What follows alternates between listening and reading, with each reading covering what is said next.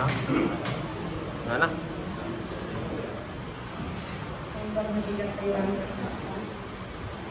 Pasensya kayong para tibusis ko. At sa pwede matamawang tanutin. Siya kung malang Mercedes na sa tawag ka ina Merced. Well, ni adik ng Abraham, amo tayo na adult abstinence na ibigyan na. Adult struggles na ni Abraham. Adult dahil ipagkaptapuyan na mo. He was not a perfect brother. And he was not a perfect husband. But he knows how to ask forgiveness. And he was so responsible father. Dahil pinakita kiniadik ko, napaka-responsable ng ama. Nakita ko no, kasanod, tatag lang ang mga panigibalay na kinumpleto ng iman. Iti family na. Iso nga, uray no kasigay nga ito pinagpupuranan na ni adik ko. Makita ko nga nakasaganan. Idin nga nagawid kami ida ko yung September. Ijay ko nga na-realize ni Abraham nga sa balimot din ko nagkatinabit ko. Abraham is Abraham. Amo yun dahil amo dahil kakasinsing ko na sino ni Abraham. Nga, tawagan ni Yago. Kaya naman ginaganda nga Yago. He was proud. Kasi iso nga, di pangayata mi kin Abraham. Haan naman nga, ang nalipon po ni Gora itilog na. Kunana pa'y kanyami, uray no gapatay kanya, kapag sasao kayo mutlaan, kunana dahil itin pag-anak kanya, iti nagawid kami, nga isistoryaan na kanya dahil naglabas, itibiyag na iyay barko. Amin nga yung pag-anak kanya, pinaypuyak, nire-realize ko nga daw ay nga iso at sangsangin tayo iman. Haan na kasya iti, kunak ni sa baling na Abraham. Kat kunana yung pagpagana nga, many times nga istay da pinatay iti barko, dahil kapitan ti barko, many times nga naka-encounter ti trials. Ano dahil iti sufferings na ni Abraham, trials, misery iti biyag na, ng mga nag-give-up, nga nagtrabaho, nagkagad ni Abraham. Imagine, that na lumalpas nga ag-drive, i-tricycle na, kapampayay kang kalon. Man-manong ikasya na nakita mo, uri na paano, sige lang pa. Nang uri siya, kung nalang na problema na, nung may hospital, ang unay nga mangibagbagamang kanya, tibuha pa na Abraham. Kada magtrabaho na. Nung mangibagkaisuna, that means kailangan na talaga. Nulang nagsakit, nagsakit na di ang anak na. Nung hindi nga nagawid kami, so di ko na ni manang ko na sa ini nga. Surusurutin na si kapiman na kunana, manang ko, di mo ito ka di lip-lipatan na di anak ko. Pagkadalon ko ka di na itanong ko, lalo ni Arabel, kunana. Kaya ko nga mangalat ni nursing. Kaya ko na amata dito, bakit ako? By the time nag-uliyot ang anak mo, kunak, natayak ko na, kunak. Kaya sige ka din amanang ko, kunana. Kaya tuwan ko nakita ko lang ka. Kaya binagpag-aapiso natin ko na kanya na adin ko, agbalbalin ka, kunak. Talo di is-istoryaan na nga nagiging, nagkabatpasulan na. Yung confess na kanya at nagiging adungan ng purpuraman na ihibar ko, kung amin mo pinagpiyat na. So ang kinikita ni Abraham, he was different brother now of mine. So nakot, i-surrender mo, ibiyag mo kung ako Diyos na. Kasi itaramin yung kung ako, kas ano, kung nanapay. Kas ano ipanangitid ko, ikipay ko kung nanapay. 10% kung ako, na mabiyag siya mo 100 pesos. Hindi sa matulog, kung ako. Sige, itubong kung nanapay tayo na malabdal nga magasto. Kasi suma kung nakit, my brother, again, he was not a perfect brother. He was not a perfect husband, but he knows how to ask forgiveness. And I know that he was ready to meet Jesus when he comes. So na tayo kultipan na. Nulagat itag tayo, puso tayo ka na ako, surrender everything. Uray tayo makasanuti, kadakes, digiti adong, nga nakaramit tayo na. Nagpakamantay na ako, Diyos. At ang tutibyan tayo na, at nanayon. So nga, nag-mix the feelings ko, kinaabing ko nga kastoy nga amo, nasakit tinatong ko na biglang na tayo. I rejoice in God nga amo ka nakasaganan na ating ko. Tayo ibig, bago kami tayo nagawin, bagang tunay asawa, istoryaan na ko, matimawag kaya naging Canada. Early in the morning, nagtimpasak ko na kini baby. Kausapin ko na ni baby. Ang hindi ko na bayaw, you're the best. You're my best, bayaw ko na. No the problema ikarkararan, nagsusumbatan niya ako doon si Jai prayer ko. Kung ano, haan na ni baby. Nga ako gusto na, kinaramat na lang isulat. 2 hours na nga nagsasao kinabeng video phone, isang saling bigan. That was the last time nga nakausap na ni Abi. Iso nga, LB, adding ko ang pebble na din ang mga tayo ko ni Abi. Ijayahan. Bless God and get to know God. Thank you. Kinamputin. Okay. Isumarno kabsa ni Sister Lolita Baptista.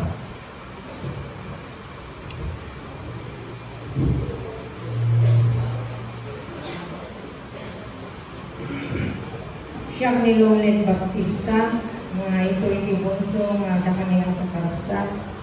Ti may lawat ko ni Manong mga abing, at iti nagsamahan ni kanya na tunggal agawid nga agawid di barko, katsak ti sa ulo na, jay balay. Ako nga na kanya, lumuli, may pamantang ilungkwan ng ti balay, kung nanay diya kami pagdilaod kanila kain. Kung ikaw man aling punta, ilaban ng palang naging panbado, kung nalagsaka naman na nagtari, pangka, kung kanya. Ako sige maano ko na. So, 2 minute kanila kay, agkardaras ng miwat na magsirbikin ko. At ulit ipapain na kada kami magkipamilya na nasayaan, amin na financial or what, at yung matigiti ipapain na kada kami. Titila ang manadinitan ng mano ko, basta may LPD balay, may storek lang. May LPD balay iti alas alas 7 siguro hindi kumalam. Gusto naman kami, kung na kanya ni Pagko, manang ko na. Ako magka ni Abi ko na. Ako pinapalang na aya, di ka ko na. Manapandiyo ni Bantay naman ko na kanya. Ay, kanya ko na. Ang buray kagarot ka ako na. Tanawan tayo, pebasita sa tayo mapan. Uwan manang ko na kanya. Pagkakta, timawag mo yung mga nag-gris kanya ni isang gris. Kung na kanya, luli, tawagan ka ni Kapitan at Parisio sa muna ng kanya. Kukunak mo, ang buray pa lang manang tabaga masaba ang hihita ni Abi. Hindi ta, ayan tigang dalanan na. Iti panunod ko, baka dalaw na pananalita barangay saway na tama nagpatulungan na ako iti kumayan. Iti kumayan, basta kami na nabiro ka, tinapang nagbiro siya, nilakay ni Elvin na rapil ka ni Ryan. Tatatahan na nabiro ka. Ang sobring tayo po na kanya, kung sinagawin tayo po na hindi ko na basta napakami di balay da Manang Grace. Kung na kanya ni Manang Grace, luli, tawagan tayo ni Kapitan. Nung Manang, sige tawagan tayo po na nagpagpagati ba daw kung madalang pa rin na kanya sa totoo lang. Hindi ko na basta mangi panakikita tayo di tahon ka po na kumad. Kasi di ko na pang kami, hindi ay naghahanap, hindi nakadwami nga napan. Basta more than 10 kami siguro. Hindi pa napaka-plus dahil nakasta kunanan ni nangangamarero ni Ryan ay di Larry siguro yun si Sam. Itinakakita kanya na kunanan na dito yung kunanan. Ay nakano ilbi ko na kata ka mo. Hindi ba nakasta? Diyos mo nakita ko dahil yung pikawayan na nakakasya yung magkalite. Ang po, hindi huwag na ni manalo ko. Kasi matalaga si kami nakakapit sa tinakakita. Iti palakapasama ko na ni Mano Abi. Hindi ba nagdindito ko kami kinipag ko makaharamit ni. Data pa mong tawag na ni kaanak kami nga ni Eugene. Kung na anti-anti, tapik-tapik yung man. Kung na napulos mo man, hindi ka mataramid yung kanakan ko na. Hindi na mabalin mo may kayo na dito yung kuna. Alas sige garot ko na naman ni Quality Rescue. Kung na abuhay kailangan mo dita baban. Ibabayo ni Uncle Abi. Kung na iso dito yung babami iso na manipod ni Bantay. Nga ibababami iso na pakibital ko ti ulo. Sampo binagkata. Kasi kapatid na laligid ko na kapsat ko na. O repetas din na kami na pag ginawatan ko na ng kanyang kinakasasilugtan niya. Ito lang, ang malipatan.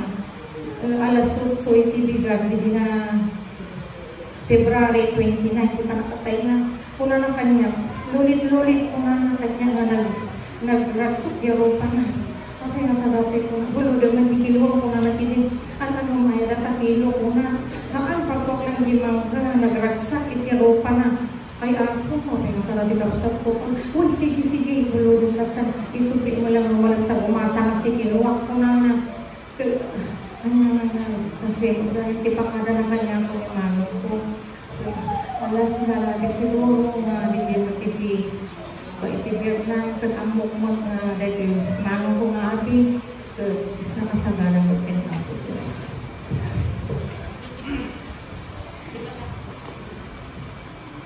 Di maudi ang magsa, yun ni Sister Presi Dali.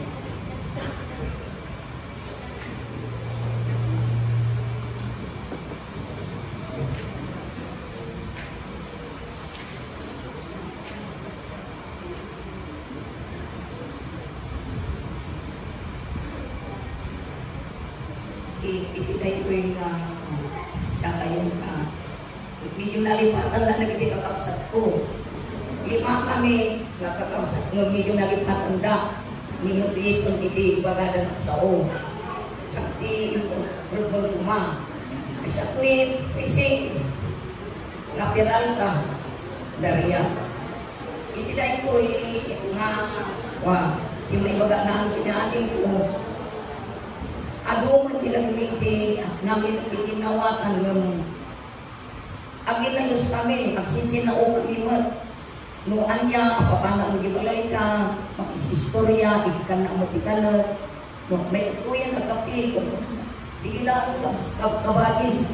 Kabagis kami awat ko, nakakwata. Nagkapsat kami. Siya,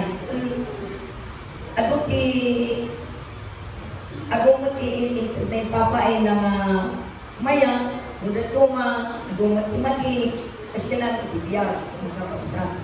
Ito na hindi maipagawa sa mga. Thank you. Okay, so thank you so much. So, bago tayo manggan, the message of comfort nila ni Pastor Benji alias Yaman tayo garudan ni Sister Cheryl Sabio ang itong pwede may isang matang.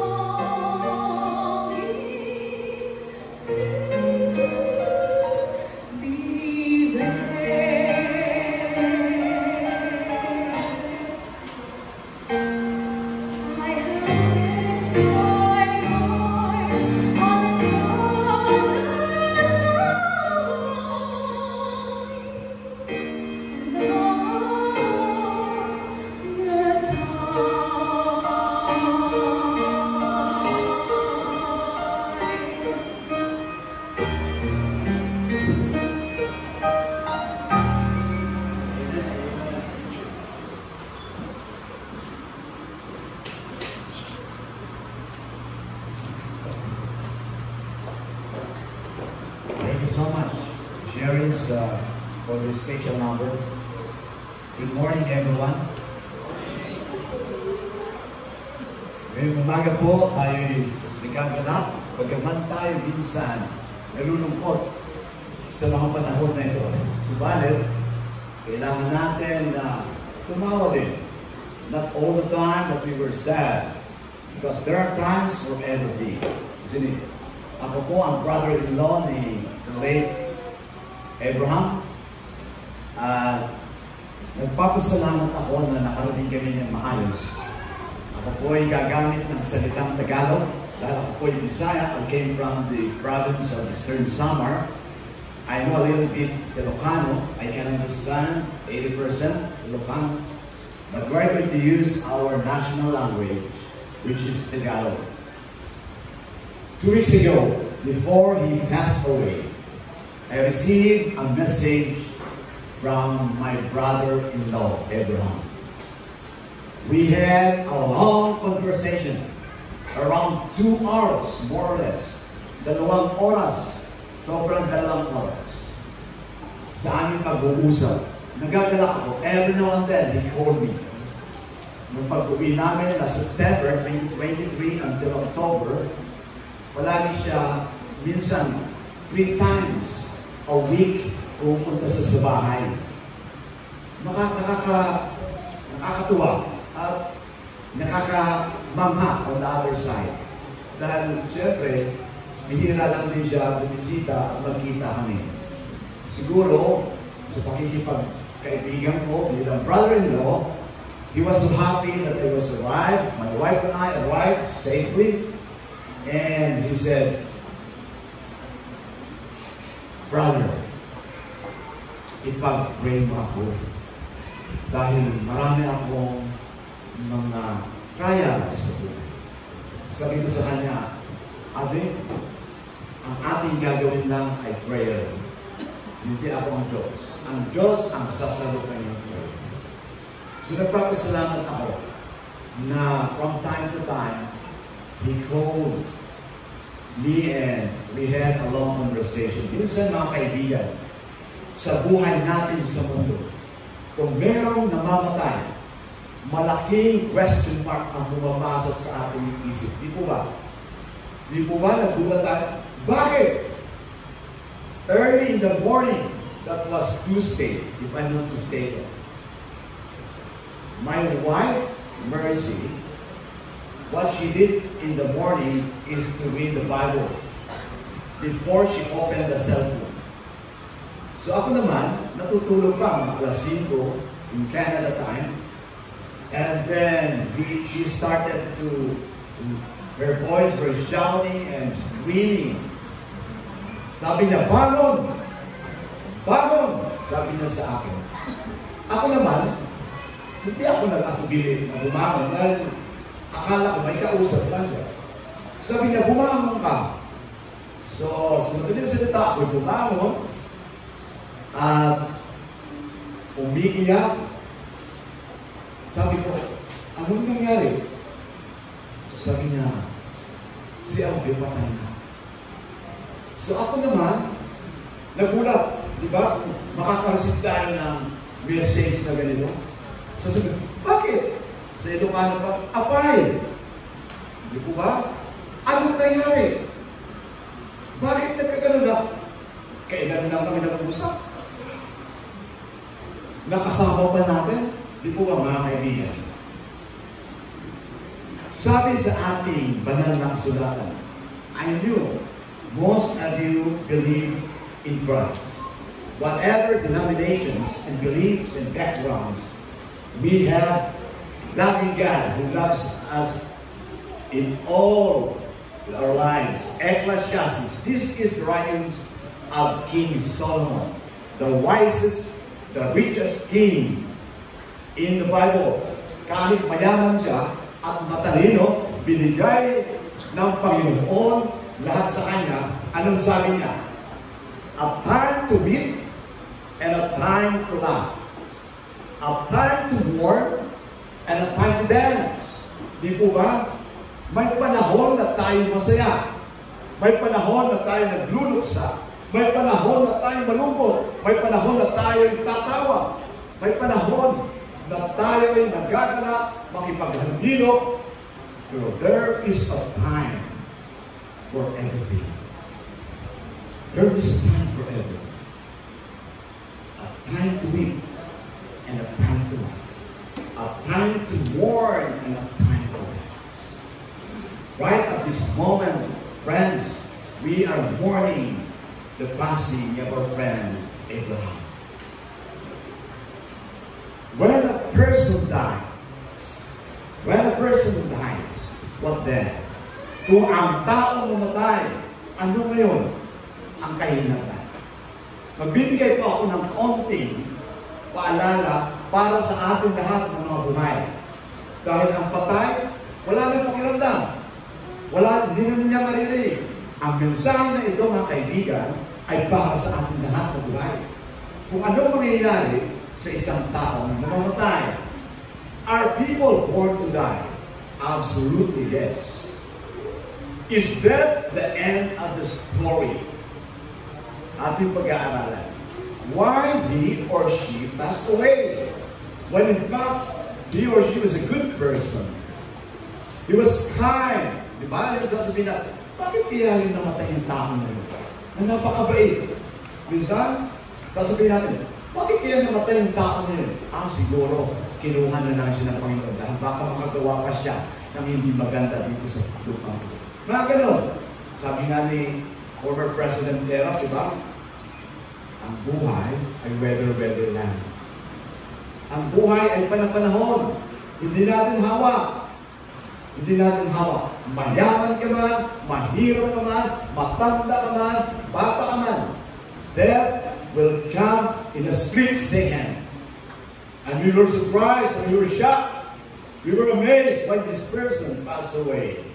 Is there a life after death? Mayroon pa bang buhay ang taong namatay? Anong sabi sa banal na kasulatan? What is the experience of those in the grave? Ano ang ma-experiensyahan ng isang taong namatay na nandun sa libingan? Can we help them? Matutulungan pa ba natin siya na namatay na siya? Can we talk with them? Atin ba pa siyang mga kausap? No. Will we ever see our dead loved ones again? Yes. When Jesus comes for the second time. That's a big answer. Where are the dead? Nasaan sila ngayon? Nasa langit ba? O nasa lupa? Yan ang ating pag-aaralan. Paano ang kamatayan dumating? At paano ginawa ng Panginoon ang isang tao? The Lord God formed the man from the dust of the ground and breathed into his nostrils the breath of life, and the man became a living soul. Nung ginawa ng Panginoon ang tao, hiningahan niya at tayo naging buhay. Ngayon, ang ating nararanasan, according to Genesis chapter 2, verse 7. Ganito ang mathematical equation niya. Dust and ground, dahil galing tayo sa dust, sa alabok, ginawa ng Panginoon, plus hininga na binigay ng ating Panginoon equals a living soul. Lifeless body, ang walang hininga na katawan plus breath from God equals a living being. Ngayon, nagkaroon ng kasalanan. Kaya sabi po ni Apostle Pablo, mga kaibigan, for the wages of sin is death. Ay, ganun nga pala. Kaya meron tayong kamatayan. Dahil ang bunga o bayad ng ating kasalanan na ginawa ng ating mga unang magulang, Adam and Eve, ito ang consequences na binigay. Kaya meron tayong kamatayan. Pero, hindi nagtatapos doon. But the gift of God is eternal life. That Christ Jesus our Lord. Ang regalo ng Panginoon bawat isa sa atin ay buhay na walang hanggan. Kung tayo'y mananatili sa Kanya. Ganun po yun. For all have seen and fall short of the glory of God. Ito yung binasa ni Pastor Benny. For the living know they will die, sabi ni King Solomon sa Ecclesiastes. But the dead do not know anything. Wala na siya. Wala nang memory niya, mawawala na. Ang pasensya niya, mawawala na. Ang galit, mawawala na. Dahil patay na siya. No how they any longer a reward, for their memory is forgotten. Indeed, their love, their hatred, and their jealousy have already perished. Kaya tayo mabuhay, ang importante dito mga kaibigan. Kung paano tayo mabuhay, paano tayo makipagkapwa-tao. Paano natin isa sa buhay ang buhay na binigay sa atin ng ating Panginoon. Tayo po ba ay makikipagkaibigan?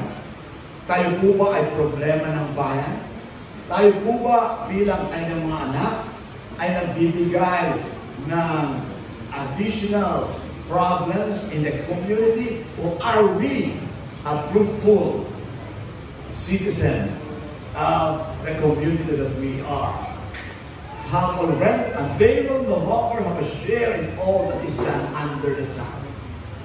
As surely as I live, says the sovereign Lord, every living soul, tayo lahat, belongs to the Lord. The person who sins is the one who will die. Dust of the earth minus breath of life equals a dead soul. Ito ang kalagayan natin mga kaibigan kung tayo mamamatay.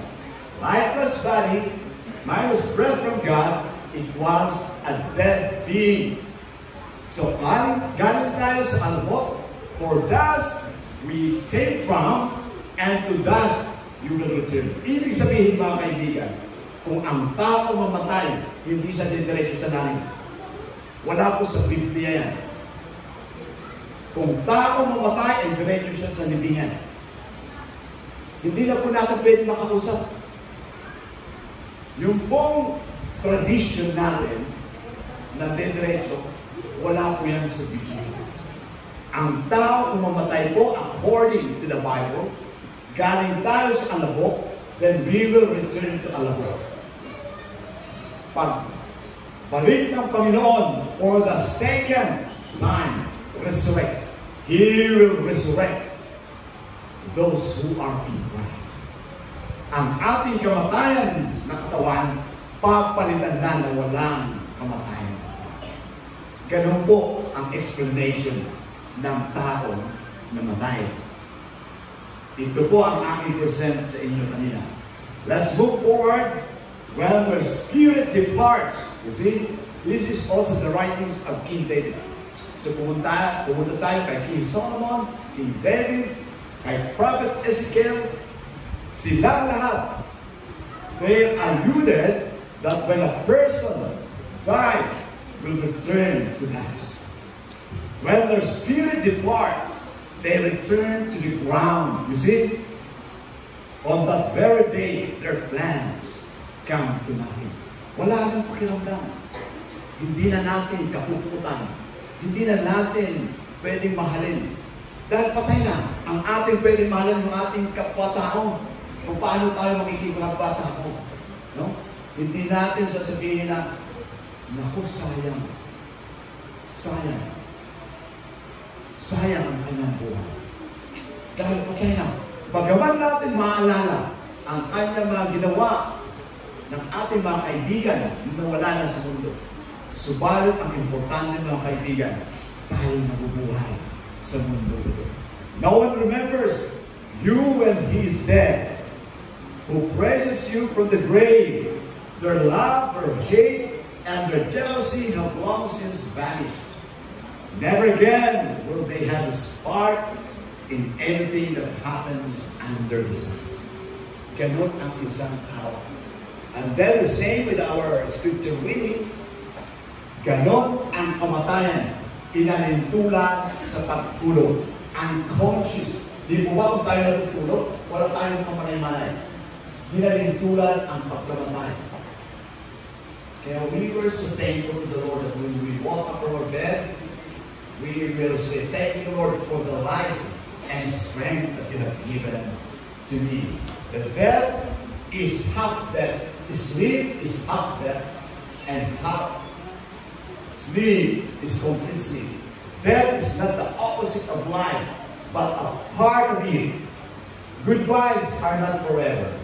Diba? Narinig yung kanta ni Barman, goodbyes are not forever. Are not the end. It simply means, I'll miss you until we meet again. Why the author says this? Because he believes that when a person dies, God will resurrect him again. Paano natin iingatan ang ating sarili? Diba? Nandiyan din sa banal na kasulatan. Sabi ni Apostle John, "Dear friend, I pray that you may enjoy good health and that you all may go well with you even as your soul is getting well." Ang ibig sabihin, mga kaibigan, our health is our wealth. Di po ba? Kung hindi natin iingatan yung ating katawan, madali din tayong mamatay. Bagaman ang tao ang mamamatay, subalit kailangan din po natin ingatan yung ating kalusugan. Hindi tayo makakapag-serve sa tao, sa Panginoon, kung tayo'y mahina at may sakit. Kaya ang banal na kasulatan is very holistic approach. Physical, mental, spiritual, and social. So beloved, dear friend, I wish above that you may be in good health and strength. Yun po ang ating kailangan. Yun ang ating kailangan. Sabi ng isang quotation, a person's most beautiful asset is not a head full of knowledge, but a heart full of love, and an ear ready to listen, and a hand willing to help others. Our profession, our degrees, our material possession is useless, friend, if we don't have love in our hearts. Kahit anong marating mo sa buhay, kahit anong nakuha mong diploma sa iyong pagkatao, kung wala kang pag-ibig sa kapwa-tao, it's useless. A heart full of love and ready to listen. Yung marunong ka tumanggap ng mga advice and counsels, na hindi mo sasabihin, ay doctor ako, I'm a lawyer, I'm an engineer, I don't need your advice. You're only a small people. Hindi po ganun. Sabi ng isang quotation, a person's most beautiful asset is not a head full of knowledge, but a heart full of what? Love. Pag-ibig. Ang ear, ang ating tenga na pwede natin pakinggan. Yun ang napupustahan ko sa kanya. Nakikinig si Abby.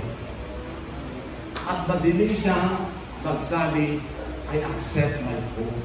Bayan. Alam ko, mali ako. Thank you. Salamat sa mga advice mo sa akin. Pero mga kaibigan, ako rin po ay nagkakamali. Hindi ba ako perfecto sa aking kasama?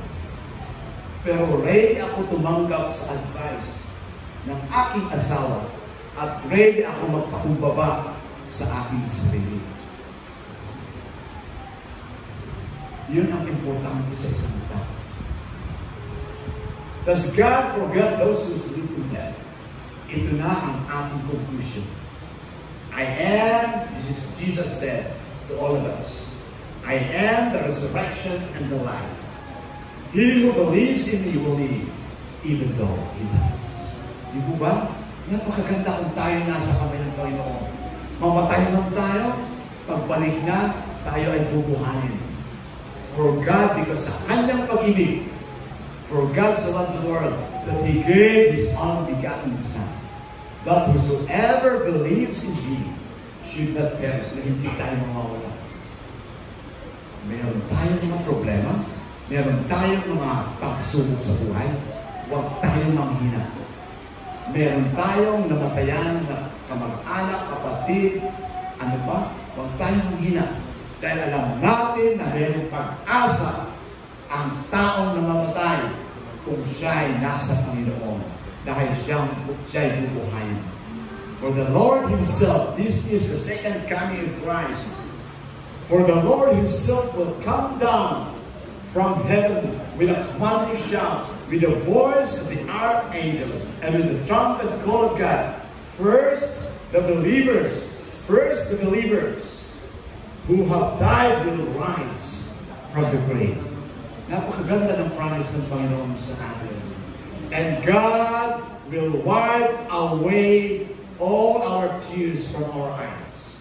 And there shall be no more death. Ito ang mararanasan natin, mga kaibigan. Kung tayo dadalhin ng Panginoon sa langit na bayan, wala nang iyakan, wala nang kamatayan, and there shall be no more death, neither sorrow nor crying, neither shall be any more pain, wala nang kasakitan, for the former things are passed away. Napakaganda ng ating Panginoon. Ang isang French soldier, sinulat nito, habang nandun siya sa kalagitnaan ng gera ng Pransya. Sabi niya, Lord, make me an instrument of your peace. Where there is hatred, let me sow love. Where there is injury, pardon. Where there is doubt, faith. Where there is despair, hope. Where there is darkness, light. Where there is sadness, joy. Di po ba napakaganda kung tayo instrumento sa kapayapaan na wala magagalit na tao sa atin? Kung tayo ay makasala, handa tayo maghingi, please forgive me. I am so sorry of what I have done. Ganun ang isang tao ng Panginoon. The last but not least, kindness is one of the greatest gifts you can bestow upon another. If someone is in need, lend them a helping hand. Do not wait for thank you. True kindness lies within the act of giving without expectation of something in return.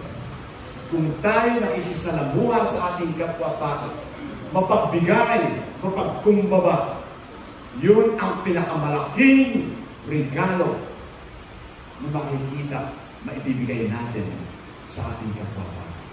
Di po ba? Yun ang pinaka-importante. Ang ating pag-uugali na makikita natin kung paano hidimo ng banal na espiritu ng ating puso ang mapagbigay. I shall pass this way. Itong last quotation, mga kaibigan, inyong gagawin ang buhay natin sa mundo.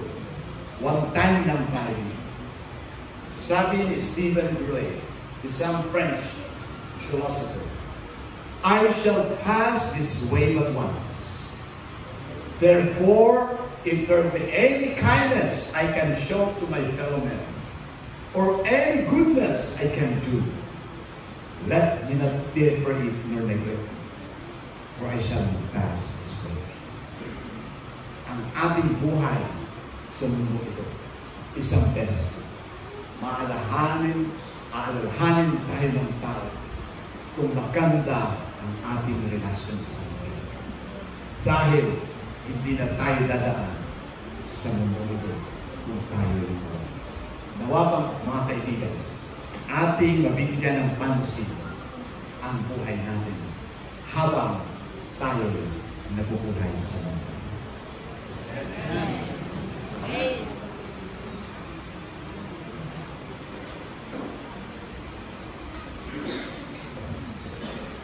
Sumarunong kabsa, bigyan tayo garot iti words of thanks and appreciation nga iti ayatan nga asawa Manang Abraham ni Sister LV Peralta.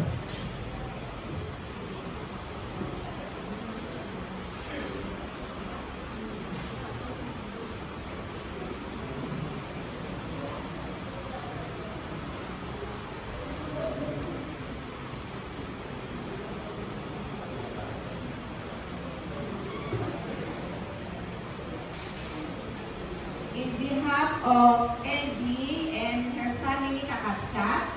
Inutukan na katsaklap na kanuti agyaman, kada kayo amin.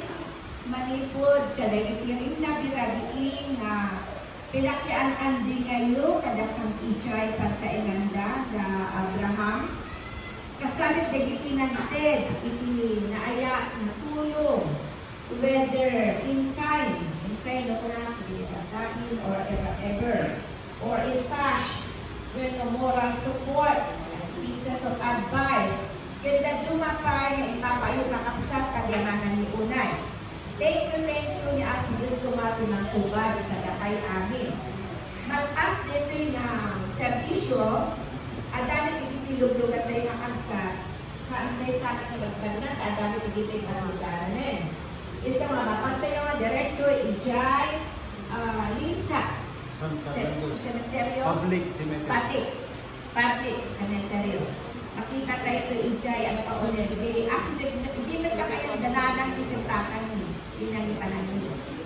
Then, malkas si Ijay Lisa, itay ito atin nitlaeng Ijay Balay da ND. Kaya Abe, Dalangayan Este, City of San Fernando, La Union, o San Fernando City, La Union. Kung malkas si Ijay, awanin, dato ba get together with Ijay, Tetuana, or whatever, Ijay. Detail ka kang sa ipaannounce ni Eddie. Kasi siya antayan ka, she cannot talk at this time because she is in deep. Talaga na nalibong siya.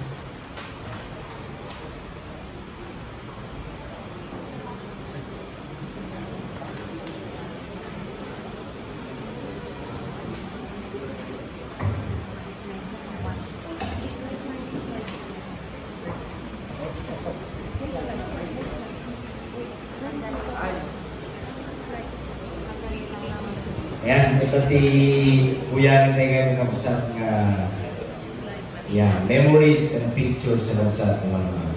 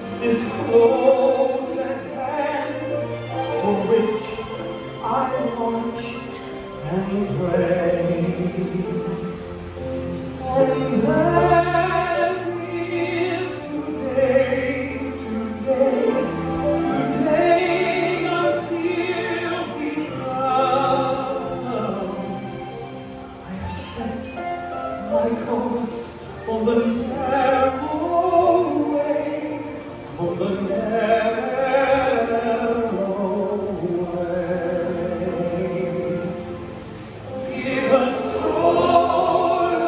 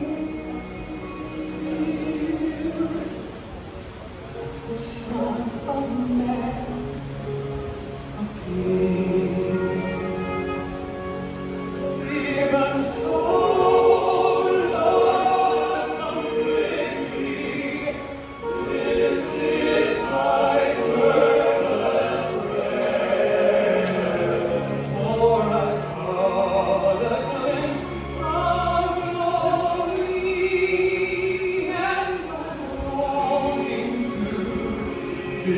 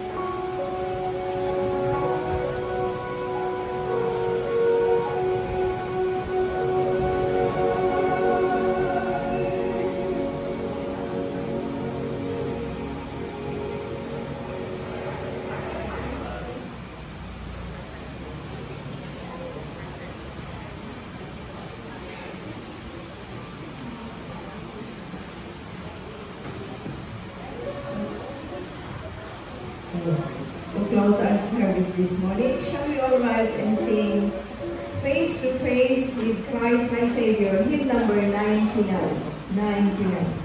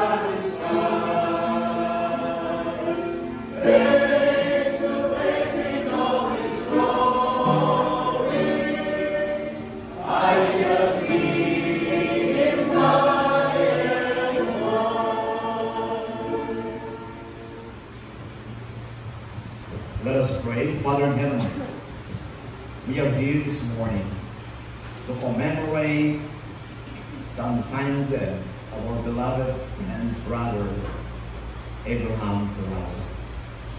Lord, we entrusted everything to you, because without you, we are nothing. So we humbly present ourselves, Lord, that we are so thankful that we are alive.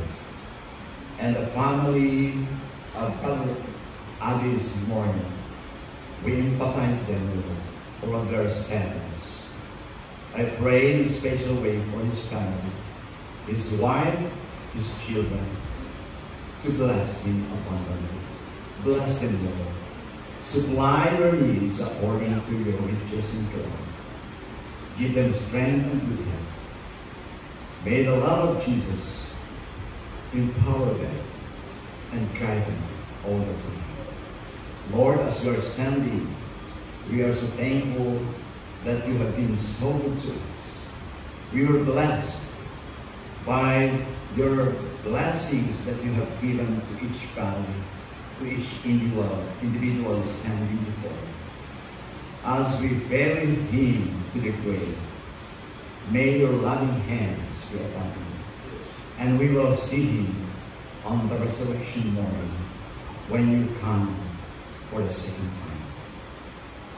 Thank you for your assurance that you will not fail us nor leave us, because you will love us, you will embrace us wholeheartedly. When you count the clouds of heaven, all we can say is, this is the Lord that we are waiting for. Thank you for your promise. In Jesus' name we pray. Amen.